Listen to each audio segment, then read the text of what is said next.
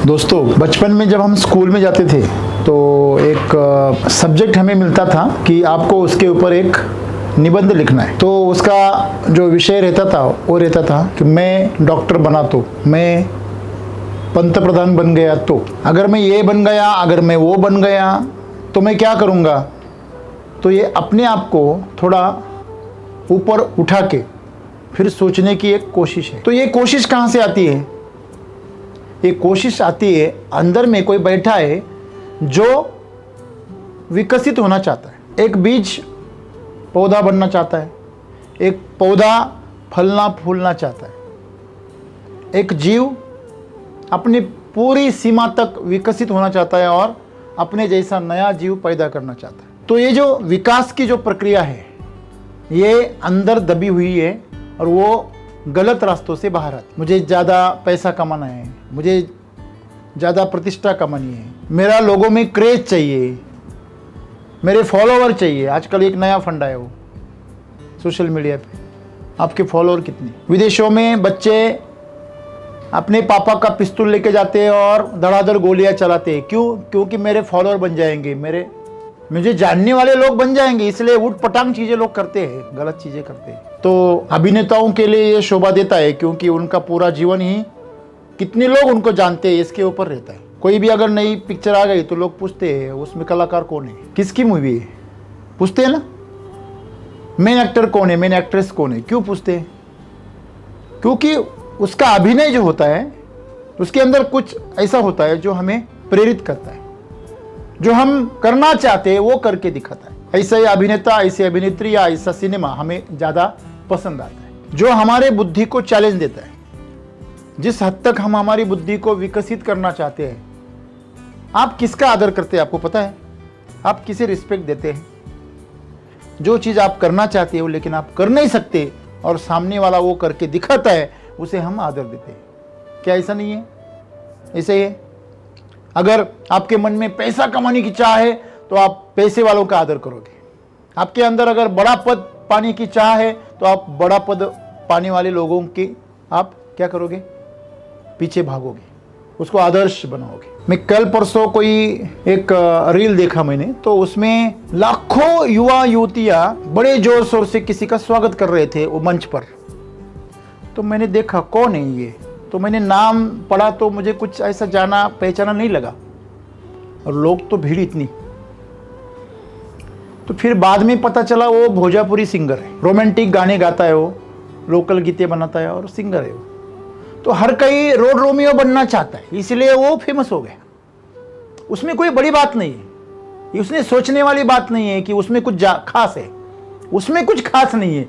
लोगों का जो चयन है वो बकवास हो गया है। युवा अवस्था किस लिए चाहिए? जब हम युवा थे या हमारे संस्कृति में आप पीछे जाओगे तो गुरुकुल में 12 साल के बाद में प्रवेश मिलता था। 12 साल तक बचपन रहता था, वो माँ बाप के साथ ही रहता था। कुछ सीख नहीं, कुछ अध्ययन नहीं, कोई शाला नहीं। माँ बाप, नाना नानी, दादा दादी, वही उनको चाचा मामा, वही सब उनको संस्कार करते थे और घर के वातावरण में, परिवार के सानिध्य में उन्हें संस्कार मिलते थे। तो उन्हें प्रेम पैदा हो जाता था, एक दूसरे के प्रति एक आस्था, एक आदर पैदा हो जाता था। आजकल बच्चा सिर्फ चलने की जरूरत है, बस चलना शुरू कर दिया कि उसको जूनियर केजी में भेज दिया जाता है। माँ बाप को नौकरी पे जाना होता है तो वो बहुत जल्दी करते हैं, इसको जल्दी से हटाओ,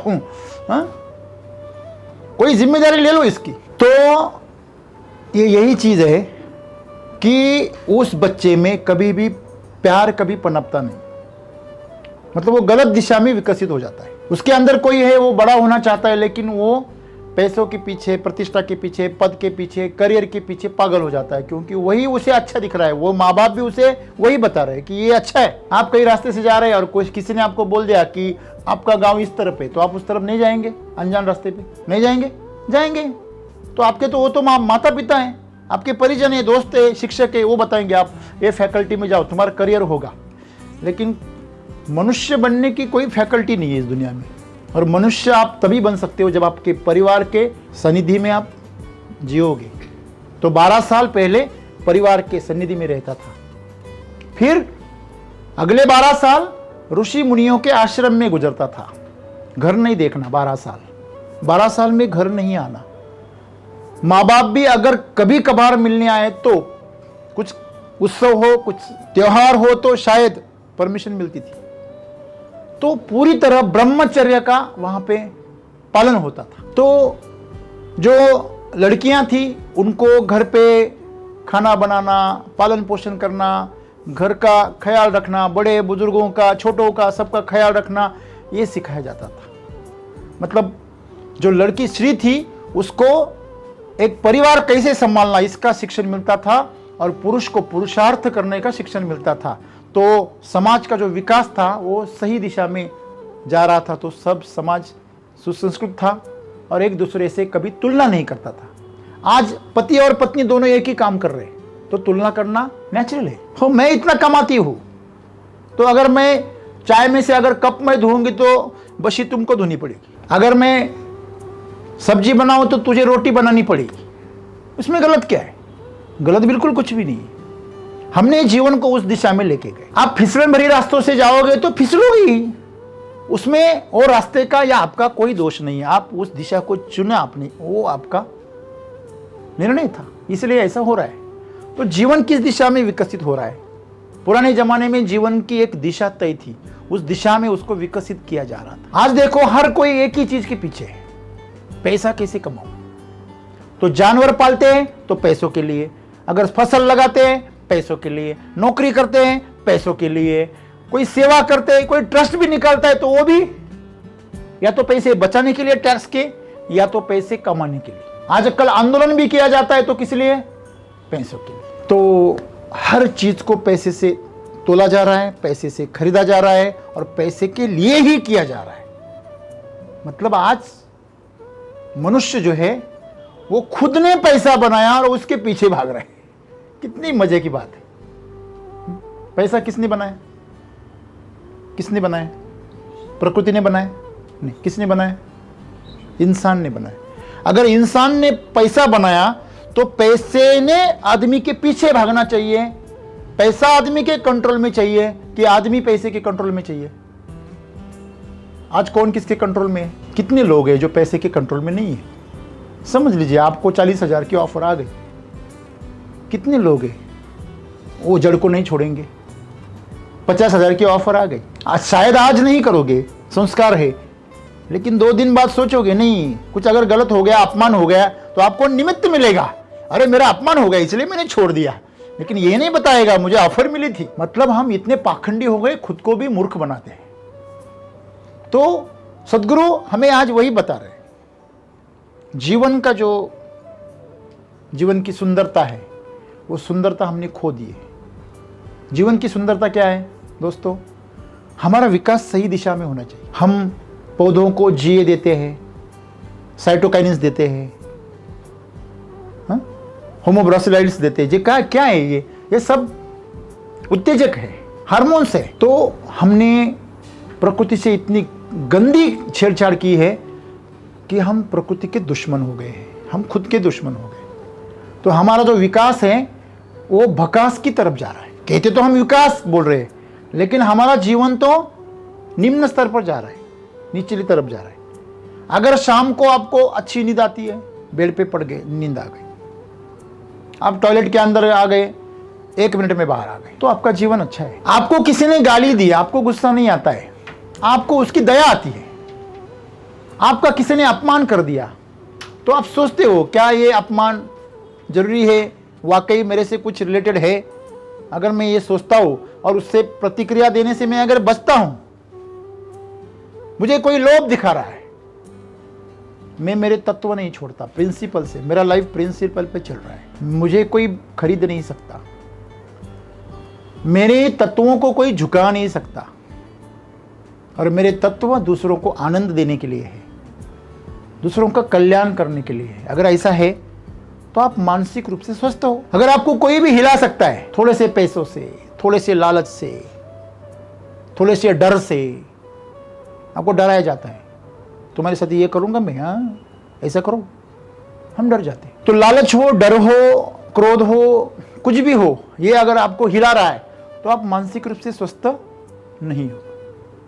तो हमें पहले, आज देखो, आज हमें विकास की तो संकल्पना ही खत्म हो गई है। आज हमें पहले इंसान बनना है, एक स्वस्थ इंसान है। हमारे पास स्वास्थ्य है नहीं है, तो हमें पहला जो उद्दिष्ट रखना चाहिए वो विकास का उद्दिष्ट हमारा क्या चाहिए? स्वास्थ्य चाहिए, जो पुराने जमाने में लोगों के पास शारीरिक तौर पे था और मानसिक तौर पे भी था। आज किसी को भी आप इतना क्रोधी कर सकते हो कि वो कुछ भी करने के लिए तैयार हो जाए। आराम से आप किसी को भी उकसा सकते हो। पुराने जमाने में ये इतना आसान नहीं था। आज लोग एकजुट अगर हो जाते हैं तो हिंसा के लिए, किसी का नुकसान करने के लिए, किसी को नीचा दिखाने के लिए, किसी को बेइज्जत करने के लिए। लेकिन दूसरों के कल्याण के लिए आजकल कोई इकट्ठा नहीं होता है। अच्छे कामों के लिए कितने लोग इकट्ठा होते हैं? नहीं। अगर रोड पे मारपीट चल रही हो तो बहुत सारी भीड़ जमा हो जाएगी। वो क्या करेगी वो बात वाली बात है, लेकिन भीड़ जमा हो जाएगी। अगर रोड पे कोई साफ सफाई कर रहा हो, पौधे लगा रहा हो, अच्छी चीजें कर रहा हो, तो वहां कोई भी नहीं रुकेगा। क्या ऐसा है? तो हम विकास की कौन सी दिशा में जा रहे हैं? तो सदगुरु को हमें बताना पड़ा। इससे फर्क नहीं पड़ता आप कौन हैं, आप बच्चे हैं, बूढ़े हैं, बड़े हैं, आप किसी नौकरी में हैं, आप बिजनेसमैन हो, आप विद्यार्थी हो, आप छोटे हो, अमीर हो, गरीब हो, कोई फर्क नहीं पड़ता। हर इंसान के अंदर कुछ होता है जिसे जीनियस कहते हैं। क्या कहते हैं? जीनियस। हर कोई जीनियस है, लेकिन ये पागल दूसरों की तुलना करते करते खुद की जीनियस वाली चीज ही भूल जाती है। तुम अगर फुटबॉल के एक्सपर्ट हो और तुम क्रिकेट में अगर एक्सपर्ट होने चले गए, नहीं क्रिकेट बनना है वो आदर्श लिया, तो क्या हो जाएगा? बर्बाद हो जाएगा। मछली को आप कितना भी अगर प्रशिक्षण दोगे तो वो हवा में उड़ नहीं सकती। ठीक है, कुछ मछलियां हवा में उछलती है, उसे उड़ना नहीं कहते। तो हम उसका अनुकरण करेंगे तो बर्बाद हो जाएंगे। तो आज पूरी दुनिया अनुकरण कर रही है, कॉपी कर रही है दूसरे को। तो इसलिए सदगुरु क्या कहते हैं? आपके अंदर ऐसा कुछ है जो अभी जो है उससे अधिक होना चाहते हैं, जिसे हम प्रमोशन कहते हैं, जिसे हम विकास कहते हैं, जिसे हम प्रगति कहते हैं। वो प्रगति, वो विकास, वो ऊंचे पद पर जाना, वो प्रमोशन, ये सब चीजें हमारे अंदर कुछ है जो विकसित होना चाहता है। वही आप हो, वही हो आप। आप वो नहीं है जो शरीर दिख रहा है आपको, आप वो नहीं है जो आप मन ने बनाया आपका प्रतिमा। मैं ऐसा हूं, मैं फलाना हूं, मैं ढमका हूं, मेरा ये नाम है, मेरा वो नाम है, मेरा परिवार है, ये कुछ नहीं है। आपके अंदर ऐसा कुछ है जो हमेशा विकसित होना चाहता है, और वो आपकी ऊर्जा है जो विकसित होना चाहती, जो खुलना चाहती, जो फैलना चाहती, जो किसी से स्पर्श करना चाहती, जो समावेशित होना चाहती। और हम या तो किसी से तुलना कर बैठते हैं या खुद को कुछ और ही सोच बैठते हैं। या तो न्यूनगंड पैदा हो जाता है या अहमगंड पैदा हो जाता है। या तो नैराश्य में जाते हैं, नहीं तो अहंकार में चले जाते हैं, बीच में रुकते नहीं हम। सही है? तो आज हमें यही सीखना है कि हम बाहर की दुनिया से तुलना नहीं करेंगे। हमारे अंदर कुछ है जो मुझे आवाज दे रहा है और मुझे उसी की सुनना है। देखो, आंखें बंद करो और देखो, शांति से थोड़ा ध्यान दो, खुद पे ध्यान दो। सब मोबाइल दोस्त सब 2-4 दिन के लिए छोड़ दो सब। अगर आपके जीवन में बहुत ही उछल कूद है, बहुत ही मतलब परेशानियां हैं, समझ में नहीं आ रहा है, धुंधला सब दिखाई रहे, ये भी अच्छा लग रहा है, वो भी अच्छा लग रहा है, ये भी अच्छा लग रहा है, सब अच्छा लग रहा है, समझ लेना इसमें से कोई भी अच्छा नहीं आपके लिए। जो लोग कहते हैं ना, हाँ मैं सबका दोस्त हूं, वो किसी का दोस्त नहीं होता। जो कहते हैं ना मैं सबको जानता हूं, वो किसी को नहीं जानता भाई। फेसबुक पे जो फ्रेंड है ना, वो फेसबुक पे रहते, कभी जीवन में नहीं आते आपके, कभी काम नहीं आ सकते। वैसे एक मायाजाल है। तो आपको अंदर देखना है आप क्या हो, सबसे जुदा हो जाओ, अलग हो जाओ, खुद को अलग करो और शांति से ऐसी जगह पे चले जाओ जहां आपको कोई डिस्टर्ब ना करे, आपके पहचान वाला कोई नहीं है। ऐसी जगह पे 2-4 दिन मोबाइल के बिना, किसी से संपर्क किए बिना, कुछ वीडियो देखना, मनोरंजन करना, पेपर देखना, कुछ नहीं, न्यूज़ नहीं, कुछ नहीं।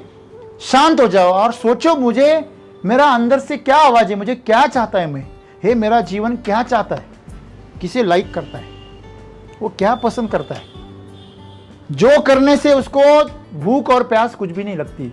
ऐसी कौन सी चीज़ है आपके जीवन में? मुझे मिली। मुझे क्या मिली? जब भी मैं किसी की मदद करता हूँ, किसान की, और उसे मैं यश प्राप्त करवा देता हूँ, उसको उसकी समस्याएं दूर करता हूँ, और उसके चेहरे पे जब हंसी आती है और जब वो उसका सुकून बयान करता है तो मुझे परमानंद होता है। मैं सब भूल जाता हूँ। मैं किसान के जब संपर्क में आ जाता हूँ सब भूल जाता हूँ। ये मेरा अंदर की जो जीनियस क्वालिटी वो है, मैं उसमें डूब जाता हूँ। तो आप सोचो आप किस में डूब जाते हो और वो करो, उसमें पूरी जान झोंक दो। भले वो नर्क लगे आपको, लेकिन वही करो। आपको कुछ दिन के लिए नर्क लगेगा, लेकिन बाद में उसमें से कोयले से हीरा निकलेगा। पहले काले होने की तैयारी रखो। हम कालिक से डरते हैं, कहीं कालिक न लग जाए। कलंक क्यों लगता है? क्योंकि जो लोग चाहते हैं उससे हम कुछ अलग करते हैं तो उसे कलंक कहते हैं लोग। क्या ऐसा है? ऐसा है। जब सावित्रीबाई फुले जी ने लड़कियों को सिखाना शुरू कर दिया तो उनके परिवार ने क्या कहा? ये कलंकित स्त्री है, हमारे कुल के लिए कलंकित स्त्री है, कलंक है ये। क्या ऐसा नहीं कहा था? जिन्होंने भी समाज की व्यवस्थाओं को ललकारा है उन्हें समाज ने कलंकित किया है, किसी न किसी नाम के लिए। अगर किसी को कोई अगर फ्लैट लेना है तो आजू बाजू में वो हवा फैला देता है, इसमें भूत है। क्यों? कीमत गिरानी होती है उसको। समझ में आ रहा है आपको? तो हमेशा याद रखिए, तकलीफ तो होंगी आपको, और उस तकलीफ से ही, एक कोश से ही एक सुरवंट निकलता है। तितली निकलती है सुंदर, बहुत तकलीफ होती है। वो तकलीफ ही उसके पंखों में क्या भरती है? ताकत भरती। तो खुद को तैयार करो, ढूंढो आपके अंदर कौन सा जीनियस बैठा है, उस जीनियस को ताकत दो, समर्पित हो जाओ और वो चीज करो, किसी की मदद से करो। आप जीवन में हमेशा आनंदित रहोगे और उत्साहित रहोगे। भले आपके पास में पैसा ना हो, प्रतिष्ठा ना हो, कुछ ना हो, एक दिन सब कुछ आपके पीछे पागलों की तरह भागेगा और आपको उसका कोई फर्क नहीं पड़ेगा। कितना पैसा आया, कितनी प्रतिष्ठा है, कितना ऊंचा पद है, आपको कोई फर्क नहीं पड़ेगा, फिर भी वो आपके पास में है। इसे कहते हैं आनंद। और वो आनंद आपको जब प्राप्त होगा तो उसे निरअहंकारी कहते हैं, उसे ही संत कहते हैं और उसे ही स्थित प्रज्ञ कहते हैं। तो ऐसी अवस्था तक आप बिल्कुल पहुंच सकते हैं जिसे मोक्ष कहते हैं। वो यही है, आपके पास में सब कुछ है लेकिन आप किसी से भी जुड़े नहीं है। वो निकल भी जाए और साथ भी रहे, कोई फर्क नहीं है। आप उसका जब चाहे तब आनंद ले रहे हैं। यही स्वतंत्रता है। अगर वो चला गया तो मेरा क्या होगा, ये पारतंत्रता है। तो आप आपके अंदर के जीनियस को बाहर निकालो। आप अभी क्या हो, कैसे हो, इससे कोई फर्क नहीं पड़ता है। शुरुआत करो, ढूंढो, आपको आपके जीवन की दिशा मिलेगी और आप उस दिशा में एक ऊंचे पद पर पहुंचोगे जिससे आप समाज का भी भला करोगे और खुद का भी भला करोगे। मेरी ईश्वर से प्रार्थना है आप हर एक को आपका वो जीनियस तत्व मिले और आप उस दिशा में आप प्रयास करें और खूब मेहनत करें और अंत में यश प्राप्त करें। धन्यवाद।